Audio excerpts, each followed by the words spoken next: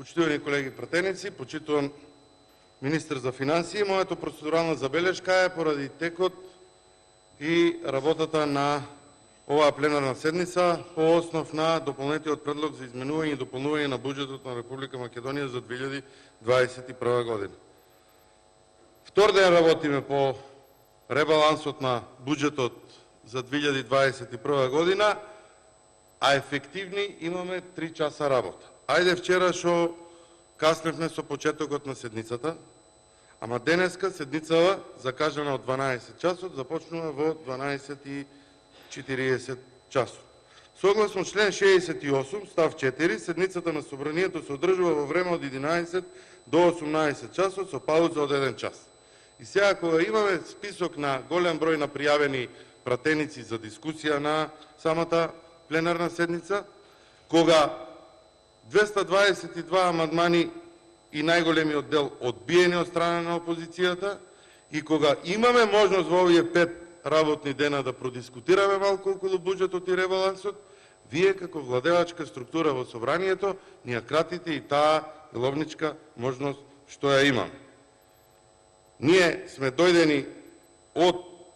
на времена на седница, а веќе 1 сат од самата седница ни е изгубен поради тоа што представник од владата немаше на седницата. Не е оправдување, доколку се каже дека имале некоја обврска, затоа на самиот документ, односно на ребалансот на буџетот, покрај представниците од Министерството, министерот и заменикот министер, имаме и двајца повереници, кои што би можеле да присуствуваат на самата пленарна седница, и затоа ве замолувам да не го злоупотребувате правото кое што го имаше за почеток на пленарната седница, туку согласно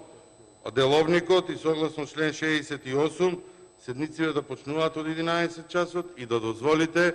барем на пленарна седница онаа демократска алатка која што ја имаат пратениците, а тоа е говорот и дискусијата на самата пленарна седница, да биде испочитувано како би можеле да се кажат сите ставови по однос на ребалансот. Затоа што ќе помине некој ден после ребалансот и повторно ќе почнете со старата веќе излитена приказна дека ВМРО ДПМН ги кочи процесите, дека ВМРО ДПМН го кочи ребалансот, а суштината, односно вистината е друга, тоа е дека владеачкото мнозинство не сака да дискутира за теми и за еден ребаланс на буџет кој што е направен со одредена активност, во никој случај не е за економски развој и помош на државата, туку е за една предизборен подкуп и можност за злоупотреби на истиот. Благодарам.